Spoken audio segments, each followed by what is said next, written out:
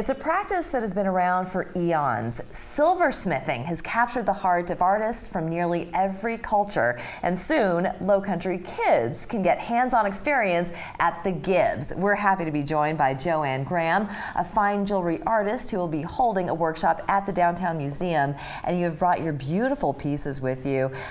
Artist doesn't even begin to explain what you do, because I would like to know just why silver, that particular medium, so interested you. Well, first of all, thank you very much for having me. Absolutely. It is a metal that attracts a lot of people. It's very malleable. It is what I have worked in instead of copper, which is what a lot of people start in. Mm-hmm. But I have since expanded from regular sterling silver to fine silver to argentium to... What's the difference between those? Okay, argentium is 0.935, mm-hmm. Fine silver is 0.999, sterling silver is 0.925. And you're talking about the purity.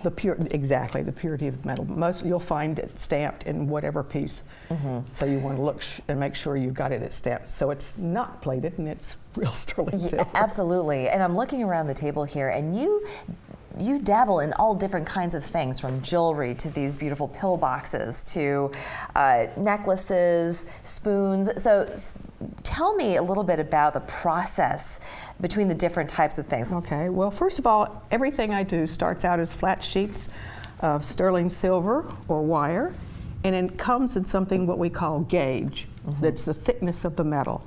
I work in 20 gauge mostly when I'm forging.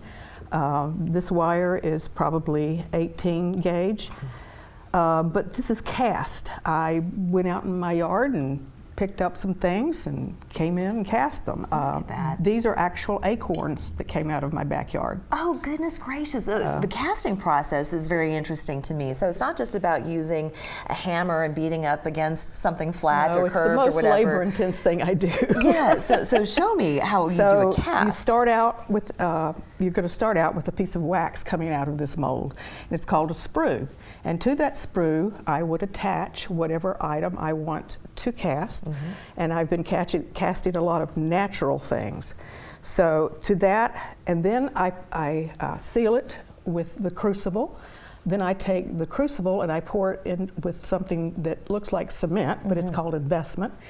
Then I set it into a kiln, and after so many hours, I can take it out of the crucible now and then flip it over. It's now got a hole, which I created with this. Oh, I have a negative space, which I now take and pour my hot silver into. And then it comes out very close to this darkness. I patinaed this one after I cleaned it up. Thank you very much. Very pretty. I appreciate that. I love these pill boxes. So you like my little pill boxes? Like this, yes. So what you do is more of a hammering type of action? Is the metal has been taken and round and then soldered together, a base soldered on, and then I put the attachment rim on the inside, and the same process for the lid.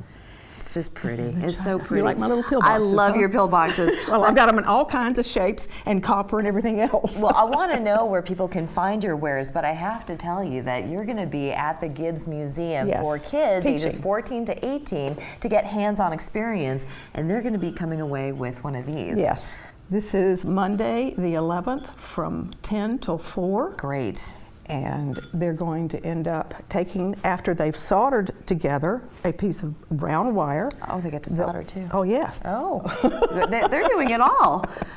And then we'll take that, we'll put it on here, and then they will hammer the 4 east, west, north, and south sides. So they are now flat. The timing couldn't be better for this workshop, because this makes a great Mother's Day gift. Oh, you're very good. And then, this is for all moms. Then you'll forge down each side, and you'll go away with a bangle. Oh, that is just so pretty. So people, I mean, if I'm as an adult wanting to take a silversmithing class from you, is that possible? Yes. I also teach in my home, but maybe you could asked the Gibbes to teach adults Yeah, classes. Gibbes, I'm going to get you on the horn and we're going to talk about this because this sounds like so much fun. I'm very passionate about what I do. I've always been passionate about the arts. Yes, and it just sounds like such a cathartic process too to make this kind of jewelry, and you have all different kinds of techniques, and of course the more advanced you get, the more you can accomplish. But thank you so much, JoAnn, for bringing all these tools on and showing us what you do. Just everything is truly a work of art. We're going to have all that information up on our screen. We'll be right back.